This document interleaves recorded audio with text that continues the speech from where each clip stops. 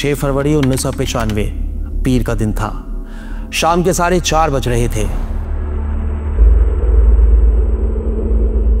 Islamabad sector F7-2 के सोकासा guest house में एक शख्स दाखिल हुआ। उसके पास 2 सूटकेस थे। वो हुलिये से कुछ थका हुआ लग रहा था, जैसे कई दिनों का सफर करके आया हो। चेक इन करते हुए इसने अपना नाम अली मोहम्मद लिखवाया और बताया कि वो कराची से आया है। रिसेप्शनिस्ट ने इसे फर्स्ट फ्लोर के कमरा नंबर 16 में चेक इन किया और चाबियां इसके हवाले कर दी। पोर्टर ने आगे बढ़कर इसके बैग उठाने की कोशिश की, लेकिन इसने हाथ के इशारे से मना कर दिया। सामान उठाया और चुपचाप ऊपर चला गया। रात तो खामोशी से गुजर गई, लेकिन अगली सुबह तूफान आ गया। ठीक 9:30 बजे अचानक दर्जनों गाड़ियां गेस्ट हाउस के बाहर आकर रुकी। 10-12 लोग, कुछ पाकिस्तानी और कुछ अमरीकी, सादा कपड़ों में अंदर घुसे और रिसेप्शन पर आकर पूछा, कमरा नंबर 16 कहाँ है? फिर वो सब आंधी की तरह दौड़ते हुए ऊपर चले गए। दरवाजा तोड़कर कमरे में दाखिल हुए और अली मोहम्मद को नंगे पैर घसीटते हुए बाहर ले आए। इसकी आंखों पर पट्टी बंधी थी, हाथ कमर के पीछे बंधे हुए थे और वो चिल्ला रहा था, कौन हो तुम लोग? कहां ले जा रहे हो मुझे? मेरा कसूर क्या है? क्या तुम्हारे पास वारंट है? छापा मारने वाले 1 मिनट से भी कम टाइम में अली मोहम्मद को उसके दोनों सूटकेसों समेत अपने साथ लेकर जा चुके थे। वो शख्स कौन था और इसके सूटकेसेस में क्या सामान था, ये सब बताएंगे। लेकिन नई बात बताने से पहले वही पुरानी शिकायत, आप में से 60% लोग रफ्तार को सब्सक्राइब किए बगैर ही हमारी वीडियोस देख रहे हैं। अगर ऐसा करेंगे तो निज़ाम कैसे चलेगा? अच्छा, वैसे निज़ाम से याद आया, निज़ाम पर भी एक नई वीडियो आ रही है। गैस करें कौन सा निज़ाम? खैर छोड़े, हिट द सब्सक्राइब बटन। चले पहले जरा न्यूयॉर्क का चक्कर लगा ले, फिर वापस इस्लामाबाद आते हैं। 80 और 90 की दिहाई में जवान होने वाले हर दिल में न्यूयॉर्क को लेकर बड़े शदीद जज्बात हुआ करते थे। कोई वहां जाकर अपनी जिंदगी बदलना चाहता था, तो कोई पूरी दुनिया। लेकिन कुछ लोग थे जो वहां जाना भी चाहते थे और दुनिया भी बदलना चाहते थे, लेकिन जरा मुख्तलिफ अंदाज से। Today, our fellow citizens, our way of life, our very freedom came under attack in a series of deliberate and deadly terrorist acts. आप समझ रहे होंगे मैं आपको उसामा बिन लादेन की कहानी सुनाऊंगा, लेकिन नहीं, ये कहानी एक ऐसे किरदार की है जो उसामा के लिए भी इंस्पिरेशन बन गया।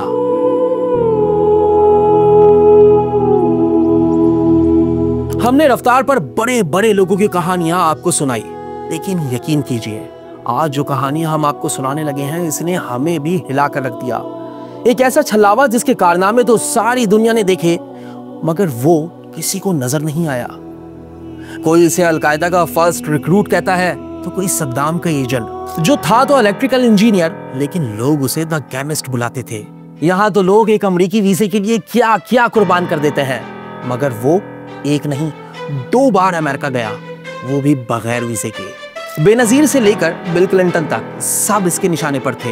वो जज भी था, ज्यूरी भी और जल्लाद भी। जो पैदा तो कुवैत में हुआ और तालीम यूके से हासिल की, निशाना बनाया अमेरिका को, लेकिन पकड़ा गया पाकिस्तान से।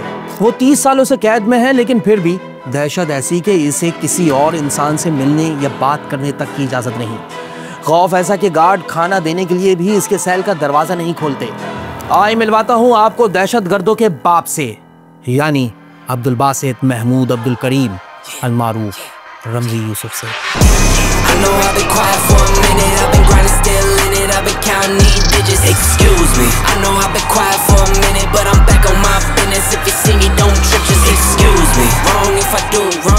रमजी यूसुफ 1968 में कुवैत में मजदूरी करने वाले एक पाकिस्तानी खानदान के घर में पैदा हुआ। इब्तदाई तालीम वहीं हासिल की और फिर इंजीनियरिंग करने यूके चला गया। वो एक खामोश तबीयत लेकिन ज़हीन तालिब इल्म था, बल्कि यूं कहें इविल जीनियस। क्योंकि कुछ लोगों का ख्याल है कि यूके में तालीम हासिल करने की सरकारी स्कॉलरशिप भी इसने जाली डॉक्यूमेंट्स बनाकर ही हासिल की। 1990 में इंजीनियर बनने के बाद रमजी वहीं कोई जॉब ढूंढने के बजाय अफगानिस्तान चला गया, जहां इसने ना सिर्फ बम बनाने की ट्रेनिंग हासिल की, बल्कि बहरूप बदलने छुपकर सफर करने और सर्वेलेंस से बचने के तरीके भी सीखे। यही वो जमाना था जब अलकायदा का जिहादी नेटवर्क अफगानिस्तान से लेकर सूडान तक हजारों मुसलमान नौजवानों तक फैल चुका था। अब सवाल ये पैदा होता है कि जब रमजी के सामने बेहतरीन मुस्तकबिल था तो किस बात ने रमजी को रेडिकलाइज किया? जवाब बहुत सादा है, वही चीज जिसने हजारों दूसरे अरब नौजवानों को हथियार उठाने पर मजबूर किया, यानी फलस्तीनियों पर इस्राएली मजालिम और जजीरा अरब में अमेरिकी फौजियों की मौजूदगी।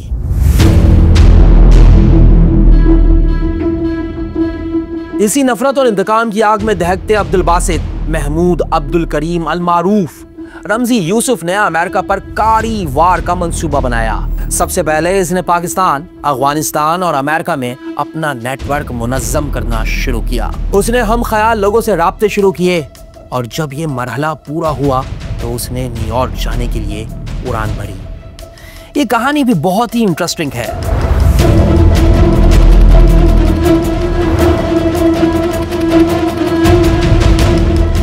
रमजी यूसुफ पहली मर्तबा अमेरिका की सरजमीन पर लैंड कर चुका था। इसके पास इराकी पासपोर्ट तो था, लेकिन इस पर अमेरिकी वीज़ा नहीं था। इमिग्रेशन वाले इसे साइट पर ले गए। इसने सद्दाम हुसैन के मजालिम और इराक की ख़राब सूरत हाल का रोना रोया और सियासी पनाह के लिए अप्लाई कर दिया। इमिग्रेशन वालों ने कुछ देर इसे अपने पास रखा, फिंगरप्रिंट्स लिए और कई महीनों बाद की हेयरिंग डेट देकर अमेरिका में दाखिल कर दिया। वो भी क्या ज़माना था, लोग बगैर वीज़े के अमेरिका में सेटल हो जाते थे। अब तो वीज़े वाले भी मुश्किल से अंदर जाते हैं।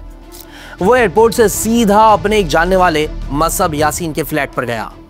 कुछ दिन बाद मसअब का छोटा भाई अब्दुल रहमान भी इराक से आ गया। पड़ोस में मोहम्मद सलामा नामी एक और नौजवान का भी फ्लैट था। कई नौजवान अरब लड़के इन्हीं 2 फ्लैटों में आकर रहते थे। इकट्ठे नमाज पढ़ते, खाना खाते, इतने करीबी ताल्लुकात थे कि अपार्टमेंट्स आपस में इंटरकॉम से जुड़े हुए थे। अगले 2 महीने तक रमजी यूसुफ इसी ग्रुप में अपनी जगह बनाता रहा और फिर मोहम्मद सलामा के साथ मिलकर जर्सी सिटी में ही एक और अपार्टमेंट ले लिया। अगरचे रमजी और बाकी मरकजी किरदार सितंबर से ही एक जगह पर मौजूद थे, लेकिन असल तैयारी 3 नवंबर के अमेरिकी इलेक्शंस के बाद शुरू हुई। 9 नवंबर को Ramji Yusuf Jersey city police station गया और रिपोर्ट की कि उसका पासपोर्ट खो गया है। उसने खुद को पाकिस्तान का शहरी बताया और रिपोर्ट में नाम लिखवाया अब्दुल बासित महमूद अब्दुल करीम। 31 दिसंबर को वो न्यूयॉर्क में पाकिस्तानी कौंसल खाने गया। उसके पास अब्दुल बासित के पुराने और नए पासपोर्ट की फोटो कॉपियां थी। उसने वही कहानी वहां भी सुनाई और साथ ही अमेरिकी पुलिस स्टेशन की रिपोर्ट भी दिखा दी। कौंसल खाने को कुछ शक हुआ क्योंकि कागजात असली नहीं थे, लेकिन फिर भी 6 माह का एक आर्जी पासपोर्ट जारी कर दिया और कहा कि वापस पाकिस्तान जाकर मुकम्मल तौर पर नया पासपोर्ट हासिल करें। 6 महीने रमजी यूसुफ के लिए बहुत ज्यादा थे। इसके लिए तो बस 2 महीने भी काफी थे। नवंबर के वस्त में रमजी ने केमिकल कंपनीज को फोन करना शुरू कर दिया। साथ ही उसने सर्जिकल सप्लाई कंपनीज को भी कॉल की, दस्ताने, मास्क और रबड़ की नलकियां हासिल करने के लिए। इसी दौरान उसने 2 और लोगों को अपने प्लान में शामिल किया, जिनमें से एक मोहम्मद सलामा का फलस्तीनी दोस्त नदाल आयात था और दूसरा महमूद अबू हलीमा मिस्री टैक्सी ड्राइवर। रमजी ऑपरेशन को लीड कर रहा था, लेकिन इसके गैंग की नजरियाती ट्रेनिंग नाबीना मिस्री खतीब उमर अब्दुल रहमान कर रहे थे, जो अपनी शिद्दत पसंद नजरियात और भड़कीली तकरीरों के लिए खासे मशहूर थे। वो अपने खुतबों में खुल्लम खुल्ला किताल की तलकीन करते थे। कहा जाता है कि इस ग्रुप का असल मंसूबा ब्रुकलिन में यहूदी आबादी को निशाना बनाना था, लेकिन बाद में वर्ल्ड ट्रेड सेंटर को हदफ बनाने का फैसला किया गया। 21 साल आयाद इस्माइल नामी शख्स अमेरिका पहुंचता है। इसका काम है बॉम्बिंग ट्रक को ड्राइव करना। एक ऐसा काम जो शायद कोई भी कर सकता था, लेकिन फिर भी इसे खास इसी मकसद के लिए क्यों अमेरिका बुलाया गया, ये कहना जरा मुश्किल है।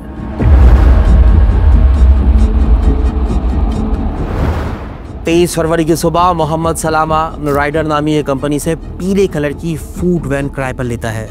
सुबह 9 बजे ये पूरा गैंग जर्सी सिटी के एक शेल पेट्रोल पंप पर जमा हुआ। फ्यूल टैंक फुल करवाया ताकि पूरी शिद्दत से धमाका किया जा सके और फिर डाउनटाउन मैनहट्टन की तरफ रवाना हो गए।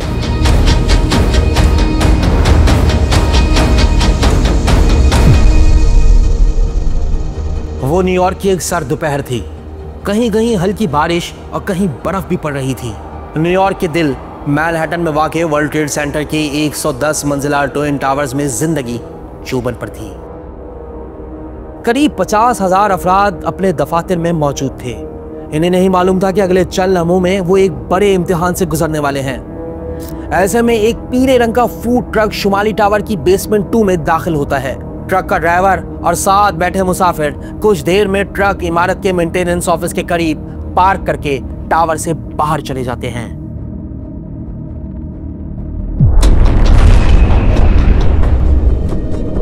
अमेरिका का माशी दारुल हुकूमत न्यूयॉर्क जोरदार धमाके से लरज़ उठता है। वर्ल्ड ट्रेड सेंटर के शुमाली टावर में आग और धुएं के गहरे बादल छा जाते हैं। इब्तिदा में हादसाती धमाके की इत्तला पर एम्बुलेंसेस, फायर फाइटर्स और NYPD के एहलकार बेसमेंट में पहुंचते हैं। दोनों इमारतों को हंगामी तौर पर खाली करवा दिया जाता है। टीमें अंदर जाती हैं तो वहां का मंजर देखकर दहल जाती है। तकरीबन 100 फुट चौड़ा शगाफ इनके होश उड़ा देता है। धमाके के करीब ही वाक़ ऑपरेशंस एंड मेंटेनेंस डिपार्टमेंट से वाबस्ता 6 अफराद की लाशें मिलती हैं। मरने वालों में हामिला खातून मोनिका स्मिथ भी शामिल हैं। धमाके में 1000 से ज्यादा अफराद जख्मी भी होते हैं। धमाका इस कदर शदीद था कि बेसमेंट 1 से लेकर 5 तक इमारत के ढांचे को शदीद नुकसान पहुंचा। रेस्क्यू ऑपरेशन मुकम्मल होने के दौरान जब तहकीकात शुरू हुई तो इंकशाफ होता है कि अंदाजों के बरखिलाफ ये कोई ट्रांसफार्मर का धमाका नहीं बल्कि टेररिस्ट अटैक था। FBI के एजेंट्स को मौके से urea nitrate, nitroglycerine, aluminium powder के पार्टिकल्स और हाइड्रोजन गैस के सिलेंडर मिले तो इनके पैरों तले जमीन निकल गई। इन्होंने अंदाजा लगा लिया कि ये तकरीबन 1200 से 1500 पाउंड वजनी बम था जिसे टाइम डिले फ्यूज से जोड़ा गया था।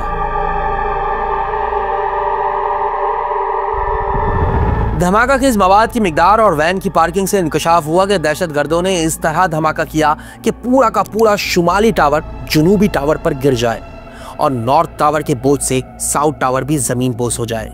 ये खौफनाक मंसूबा था जो अगर प्लान के मुताबिक चलता तो अंदाजों के मुताबिक हजारों अफराद की जानें जा सकती थी। ट्विन्स टावर पर यह वार अमेरिकी मेनलैंड पर दूसरी जंग अज़ीम के बाद पहला हमला था।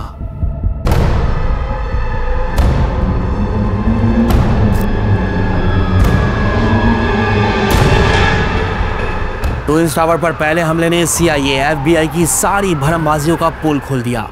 26 फरवरी को पेश आने वाले इस वाक़े के अगले 4-5 दिन तक अमरीकी तफ्तीशी इदारों के एहलकार महज टामकटोइयां मारते रहे। उन्हें धमाके में इस्तेमाल होने वाली कार के व्हीकल आइडेंटिफिकेशन नंबर के सिवा कोई क्लू ना मिल सका। आप सोच रहे होंगे कि इतना बड़ा बम बनाने के पैसे इन लोगों के पास कहां से आए? तो यहाँ भी एक सरप्राइज है, क्योंकि रमजी गैंग का वर्ल्ड ट्रेड सेंटर बॉम्ब बनाने में सिर्फ $3000 का खर्चा आया और ये पैसों की कमी ही थी जो इस पूरे ग्रुप को पकड़वाने की वजह बनी।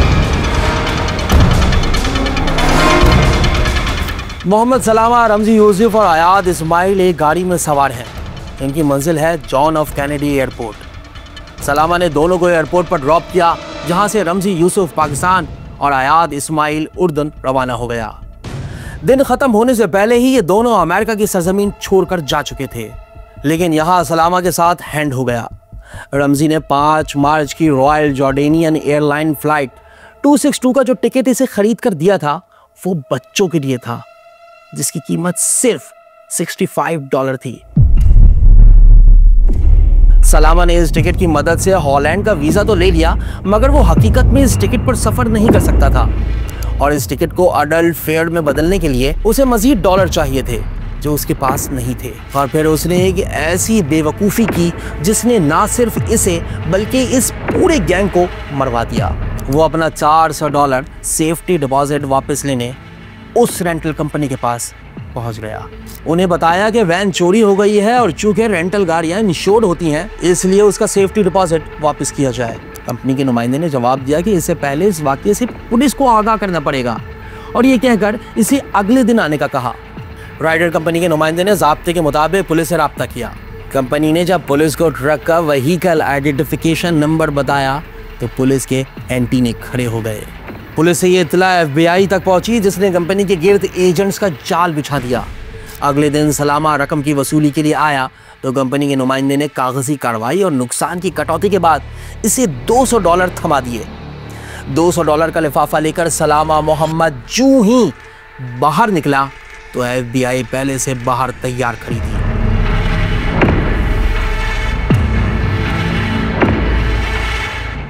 सलामा ने वैन किराए पर लेते वक्त रमजी के पहले दोस्त मुसब यासीन का फोन नंबर इस्तेमाल किया था। इसीलिए उसी दिन पुलिस ने मुसब यासीन से जुड़े तमाम मुकामात पर छापे मारे और इसके भाई अब्दुल रहमान यासीन को भी उठा लिया। तमाम गिरफ्तार अफराद FBI के सामने तोतों की तरह बोलने लगे। अगले चंद दिनों में केमिकल्स की खरीदारी और फंडिंग में मदद करने वाले इंजीनियर एयाद निदाल अमेरिका में ही पकड़ा गया। केमिकल्स खरीदने और बम बनाने में मदद करने वाला मिस्री टैक्सी ड्राइवर महमूद अबू हलीमा भी मिस्र से उठा लिया गया। सलामा से मिलने वाली इत्तलात पर पहले से गिरफ्तार अहमद अज्जाज को भी शामिल तफ्तीश किया गया। मालूम हुआ कि बम बनाने की रेसिपी इसी ने दी थी। रमजी के साथ फरार होने वाला आयाद इस्माइल को भी उर्दन से धर लिया गया, लेकिन इन सब के पीछे जिसका दिमाग था वो अमरीकियों के लिए छलावा बन चुका था, क्योंकि रमजी यूसुफ हमले के रोज जिस पासपोर्ट पर पाकिस्तान रवाना हुआ था वो असली नहीं, जाली था। इसका कोई रिकॉर्ड पाकिस्तानी हुक्काम के पास मौजूद ही नहीं था और चूंकि उस जमाने में मशीन रीडेबल पासपोर्ट नहीं थे, इसलिए इमिग्रेशन हुक्काम को मामू बनाना इतना मुश्किल भी नहीं था। 21 अप्रैल 1993 FBI 10 मोस्ट वांटेड सस्पेक्ट्स की लिस्ट जारी करती है। इसमें सबसे ऊपर नाम था रमजी का। गिरफ्तारी में मदद करने वाले के लिए $20 लाख का इनाम भी रखा गया। पूरी अमरीकी रियासत इस एक शख्स की तलाश में थी, लेकिन कहीं से इसका कोई सुराग नहीं मिल रहा था। 24 मई 1994 को रमजी के चारों साथियों को सजा सुना दी गई। जज ने कहा कि मुल्ज़मान ने बम में सोडियम साइनाइड इस्तेमाल किया। उनका मकसद ये था कि जब बम फटे तो एक जहरीली गैस हाइड्रोजन साइनाइड पैदा हो जो टावर में मौजूद तमाम लोगों को मार दे। जज ने साफ कहा कि ये सिर्फ धमाके करने के लिए नहीं बल्कि सबको मारने के लिए बनाया गया था। मोहरे तो पकड़े जा चुके थे और उन्हें सजाएं भी हो चुकी थी, लेकिन मास्टरमाइंड सुकून से पाकिस्तान में बैठा अपने अगले टारगेट्स तलाश कर रहा था। और उसने वजीर आजम बेनजीर भुट्टो को टारगेट करने का भी प्लान बनाया, लेकिन सख्त सिक्योरिटी और पाकिस्तानी एजेंसीज की नज़र में आने के खौफ की वजह से आगे नहीं बढ़ा। अब ये भी बड़ी अजीब बात है कि इस शख्स ने जिस इंसान या बिल्डिंग को भी टारगेट करने का प्लान बनाया वो बिलाखिर होकर रहा। नहीं समझे? इसका अगला मंसूबा सुनकर समझ आ जाएगा। इसका अगला मंसूबा था दहशतगर्दी की दुनिया पर हुक्मरानी का, और इस मंसूबे के लिए इसने सहारा लिया अपने मामू खालिद शेख मोहम्मद का। सुना सुना लग रहा है ना? जी हाँ, वही खालिद शेख मोहम्मद जिसने आगे जाकर 9/11 हमलों का पूरा प्लान ना सिर्फ बनाया बल्कि एग्जीक्यूट भी करवाया। क्या फैमिली थी भाई। इसका अगला मंसूबा सिर्फ खतरनाक नहीं था बल्कि बहुत ही खतरनाक था, और इस मंसूबे का नाम रखा गया पोजिन का प्लान। सर्बियन जुबान के इस लफ्ज को अंग्रेजी में कहेंगे बिग बैंग और उर्दू में जोरदार धमाका। सर्ब जुबान के इस्तेमाल से रमजी के मंसूबे का बॉस्निया कनेक्शन भी सामने आता है। पोजिन का प्लान अमेरिका पर कयामत ढाने का मंसूबा था। इस मंसूबे की कई लेयर्स थीं, यानी 1995 में एशिया से अमेरिका जाने वाली 11 से 12 कमर्शियल तैयारों को एक साथ हाईजैक या धमाकों से तबाह करना। यूनाइटेड एयरलाइंस, डेल्टा एयरलाइंस और नॉर्थ वेस्ट एयरलाइंस, इनके तैयारों को बैरुल काहिल पर उड़ान के दौरान टारगेट किया जाना था। हर तैयारे में एक धमाका खेज आला नस्ब किया जाता जो परवाज के दौरान फटता और हजारों मुसाफिरों की हलाकत होती। एक अंदाजे के मुताबिक सिर्फ पहले मरहले के ऑपरेशन में ही 4000 जानें जाती। इस मकसद के लिए रमजी यूसुफ ने डिजिटल वॉच से मुंसलिक जदीद और छोटा बम भी तैयार किया। यह बम इतना छोटा था कि इसे जूतों या हैंडबैग में छुपाया जा सकता था। इस बम का ट्रायल रमजी यूसुफ ने 11 दिसंबर 1994 को फिलिपाइन एयरलाइन की फ्लाइट 434 पर कामयाबी से किया, जहां इसने एक छोटा बम सीट के नीचे नस्ब किया। यह बम टोक्यो जाने वाली परवाज में फटा, जिससे एक मुसाफिर हलाक और 10 जख्मी हुए, लेकिन तैयारा हंगामी लैंडिंग के बाइस बच गया। प्लान के अगले मरहले भी कम खतरनाक ना थे और रमजी ने अमेरिकी सदर बिल क्लिंटन और पोप जॉन पॉल दोम को भी दौरे फिलिपाइन के दौरान खुदकुश हमलों में जान से मारने का मंसूबा बनाया, जबकि पेंटागन और CIA हेडक्वार्टर से तैयारा टकराना भी वॉजिन का प्लान का हिस्सा था। इन तमाम मराहिल पर 15 से 22 जनवरी 1995 के दरमियान अमल होना था। मंसूबे पर अमल के लिए मनीला में रमजी यूसुफ ने अपने साथी अब्दुल हकीम मुराद के साथ एक अपार्टमेंट को बेस कैंप बनाया। सब कुछ ठीक चल रहा था। प्लान पर अमल से महज चंद रोज कबल यानी 6 और 7 जनवरी के बीच धमाका खेज मवाद की तैयारी के दौरान केमिकल से आग लग गई।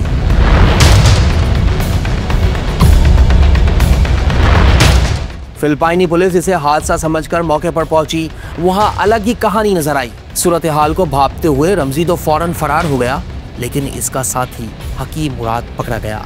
फ्लैट से मिलने वाली रमजी के लैपटॉप से वॉजिन का प्लान का पूरा ब्लूप्रिंट पुलिस के हाथ लग गया। पुलिस को यहाँ से बम बनाने के केमिकल्स के साथ साथ ऐसी गुड़िया भी मिली जिसमें बम नस्ब किया जा चुका था और उसे टारगेट की गई किसी फ्लाइट में रखा जाना था।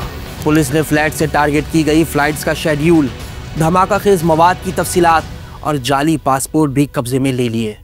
We were able to relate all these pieces of evidence together, and it turned out that it was the signature of the Ramzi Youssef. आज अगर आपको एयरपोर्ट्स पर जाम में तलाशी, मेटल डिटेक्टर्स और एक्सरे मशीनों से गुजरना पड़ता है या आपसे जूती और बेल्ट उतरवाई जाती है, तो ये सब रमजी यूसुफ की इसी वॉजिन का प्लान की करामात है। वॉजिन का प्लान के बाद ही हैंड कैरी में लिक्विड और जेल ले जाने पर पाबंदियां आयद की गई। इस प्लान से मगरबी ममालिक की सिक्योरिटी एजेंसियां गड़बड़ा चुकी थी, क्योंकि इन्होंने सोचा भी न था कि सियासी या मजहबी इंतहा पसंदी मुनज़्ज़म बैनुल अक़वामी दहशतगर्दी का रूप धार सकती है। दरअसल रमजी और खालिद शेख मोहम्मद या KSM वॉजिन का प्लान के जरिए आलमी निज़ाम को तलपट करने का तहैया कर चुके थे, या यूं कह ले कि वॉजिन का प्लान असल में 9/11 का इब्तदाई वर्जन था, जिसका मकसद आलमी मईशत को धचका पहुंचाकर पूरी दुनिया को गैर मुस्तहकम करना था। पोप या अमरीकी सदर बिल क्लिंटन पर हमला कामयाब होने की सूरत में पूरी आलमी सियासत अदम इस्तेहकाम का शिकार हो जाती, दुनिया में अफरा तफरी मच जाती। अमरीका मशरिक वुस्ता या अफगानिस्तान में फौजी मुदाखलत करता, जिससे अमेरिका के खिलाफ नफरत बढ़ती और अलकायदा जैसे ग्रुपों को नौजवानों की नई पूत भर्ती करने का मौका मिलता। लेकिन खैर, ये हमारा मौजू नहीं। हम तो बात कर रहे हैं रमजी यूसुफ पर। बहरहाल फिलिपाइन से भागकर रमजी एक बार फिर पाकिस्तान आ गया। पता नहीं ये सब दहशतगर्द पाकिस्तान क्यों आ जाते हैं। वो जाली पासपोर्ट पर पहले कराची और फिर इस्लामाबाद के सोकासा गेस्ट हाउस पहुंचा।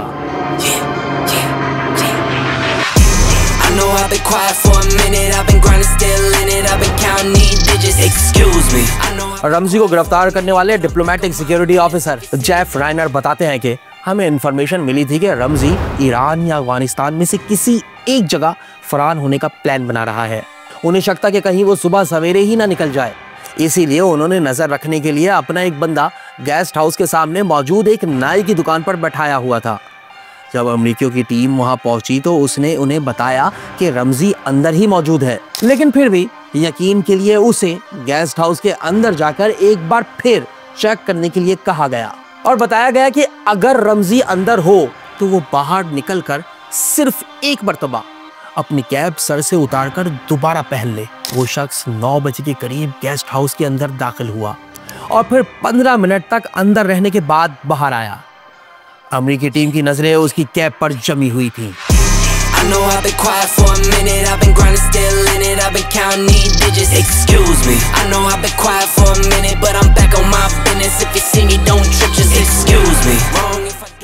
रमजी को फौरी तौर पर अमेरिकन फौज के तैयारे पर सवार करके न्यूयॉर्क की तरफ रवाना कर दिया गया।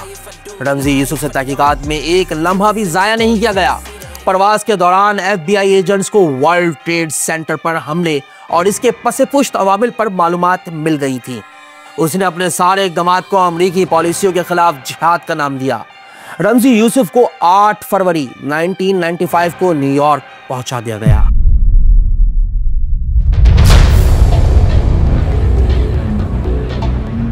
रमजी को एयरपोर्ट से हेलीकॉप्टर के जरिए हिरासती मरकज लेकर जाने का फैसला हुआ। हेलीकॉप्टर जब ट्विन टावर के करीब से गुजरा तो FBI के ज्वाइंट टेररिज्म टास्क फोर्स के डायरेक्टर ने रमजी यूसुफ से बात की। उस वक्त रमजी यूसुफ की आंखों पर पट्टी बंधी हुई थी। एजेंट ने इसकी पट्टी हटाई और कहा, देखो रमजी, ट्विन टावर्स अब भी खड़े हैं। जिस पर रमजी यूसुफ ने डरे बगैर जवाब दिया, अगर मेरे पास ज्यादा पैसे होते तो आज ये खड़े ना रहते। न्यूयॉर्क में रमजी को इंतहाई सिक्योर मेट्रोपॉलिटन करेक्शनल सेंटर में रखा गया। रमजी यूसुफ के खिलाफ वर्ल्ड ट्रेड सेंटर बम धमाका, फिलिपाइन एयरलाइन फ्लाइट 434 में बम धमाके और बुर्जिन का प्लान का केस चला। समाअत के दौरान रमजी यूसुफ ने इसराइल के लिए अमेरिकी हिमायत और मशरिक़ वस्ता में मुदाखलत को इस जिहाद की वजह बताया। गिरफ्तारी के तकरीबन 11 माह बाद इसे बगैर पेरोल पर 240 साल कैद की सजा सुनाई गई। केस में अपने इख्तितामी मुकालमे में सजा सुनाने वाले जज ने कहा, रमजी के इक़दामात मजहब की आड़ में दहशतगर्दी हैं और ये किसी भी मजहबी उसूल या जिहाद के तसव्वुर से बिल्कुल मुताबिकत नहीं रखते। जज ने रमजी को मुखातिब करते हुए कहा, तुम खुद को मुजाहिद कहते हो, लेकिन खुद तुमने इस्लाम या मुसलमानों की परवाह नहीं की। तुम शर के पुजारी बन गए हो। सजा के बाद रमजी यूसुफ को कोलोराडो में वाक़ एक इंतहाई सख्त सिक्योरिटी वाली जेल मुंतकिल किया गया। सुपरमैक्स के नाम से मशहूर ये जेल खतरनाक दहशतगर्दों और मुजरिमों का ठिकाना है, जहां दिन के 23 घंटे कैदियों को तन्हा रखा जाता है। रमजी मोहम्मद यूसुफ से यहां किसी को भी मुलाकात की इजाज़त नहीं। 7 फरवरी को किया गया ये ऑपरेशन पाकिस्तान से अमेरिका को मतलूब अफराद की गिरफ्तारी और हवालगी का पहला वाक़या था। पहला वाक़या, आखिरी नहीं, क्योंकि इसके बाद आने वाले तकरीबन हर हुक्मरान के दौर में पाकिस्तान से अमेरिका को मतलूब मुल्ज़मान पकड़े और हवाले किए जाते रहे। बदले में उन्हें कभी बाउंटी मिलती तो कभी शाबाश। ये सिलसिला आज भी रुका नहीं। पाकिस्तानी सरजमीन पर पाकिस्तानी बाशिंदे की गिरफ्तारी पाकिस्तान और अमेरिका के दरमियान सिक्योरिटी ताउन के एक नए दौर की इब्तिदा थी। In the arrest of Ramzi, irrespective of any backlash, we believe we are on the high moral ground because we have acted according to Pakistan's own internal laws and according to international laws. And so long as the people's government is in power, Pakistan will continue to abide by international laws and its own laws. याद रखें, अफगान जिहाद का इख्तिताम Soviet union के ज़वाल और communism का सूरज डूबने के बाद पाकिस्तान अमेरिका के लिए डेड वेट बन चुका था। अमेरिका का पाकिस्तान से सारा काम निकल चुका था और अब वो एटमी प्रोग्राम की वजह से अमेरिकी पाबंदियों का शिकार था। प्रेसलर तरमीम की वजह से वाशिंगटन और इस्लामाबाद के ताल्लुकात पर बर्फ पड़ चुकी थी। रमजी यूसुफ की गिरफ्तारी में मदद बेनज़ीर हुकूमत और इस वक्त की इस्टेब्लिशमेंट के लिए बर्फ पिघलाने का एक मौका था। पाकिस्तान चाहता था कि वो इंसदाद दहशतगर्दी में शराकतदार बनकर प्रेसलर तरमीम से जान छुड़ाए। ये प्रेसलर तरमीम की पाबंदियां ही थीं जिनकी वजह से लॉकहीड मार्टिन कंपनी तकरीबन $600 मिलियन एडवांस वसूली के बावजूद पाकिस्तान को 28 F-16 डिलीवर नहीं कर पा रही थी। पाकिस्तान को उम्मीद थी कि रमजी यूसुफ की गिरफ्तारी से पाकिस्तान को कुछ ना कुछ फायदा तो होगा, लेकिन ये पाकिस्तानियों की खाम ख्याली थी। नाकामी सिर्फ पाकिस्तान की ही नहीं थी, सबसे बड़ी नाकामी अमेरिकी इंटेलिजेंस और सिक्योरिटी नेटवर्क की भी थी। आज भी सवाल उठाए जाते हैं कि इंतहाई खतरनाक और मरने मारने का दर्ज देने वाले नाबीना मिस्री खतीब उमर अब्दुल रहमान से मिलने वालों पर नजर क्यों न रखी गई। नजर रखी गई तो रमजी का ग्रुप किस तरह न्यूयॉर्क में मुनज़्ज़म हुआ, ये ग्रुप कैसे इतने खतरनाक केमिकल्स के उसूल में कामयाब हुआ और FBI को हवा भी न लगी।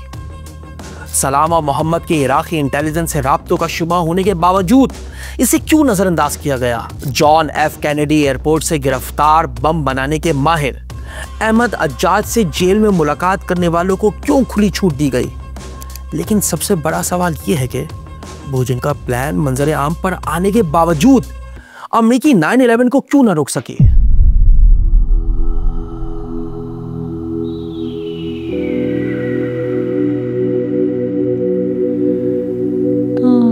रमजी यूसुफ और खालिद शेख मोहम्मद तो पकड़े गए, लेकिन क्या इन दोनों की दहशतगर्दी की वजह बनने वाले इसराइली मजालिम में कोई कमी आई।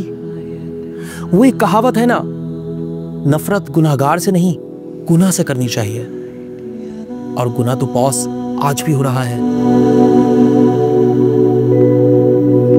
जहां तक बात है रमजी यूसुफ की, वो अकेला नहीं था। उसका ताल्लुक भी 80s और 90s में जवान होने वाले हजारों मुसलमान नौजवानों की लॉस्ट जनरेशन से था, जिन्हें अमेरिका बहादुर ने पहले इस्लामिक टच दिखाकर इस्तेमाल किया और फिर टिश्यू की तरह फेंक दिया। To be fair, we had helped to create the problem we're now fighting. How? Because when the Soviet Union invaded Afghanistan, we had this brilliant idea that we were going to come to Pakistan and create a force of mujahideen, equip them with Stinger missiles and everything else to go after the Soviets inside Afghanistan. And we were successful. The Soviets left Afghanistan, and then we said, great, goodbye. I know I've been quiet for a minute, I've been grinding, still in it, I've been counting these digits. Excuse me. I know I've been quiet for a minute, but I'm back on my business. If you see me, don't trip, just excuse me.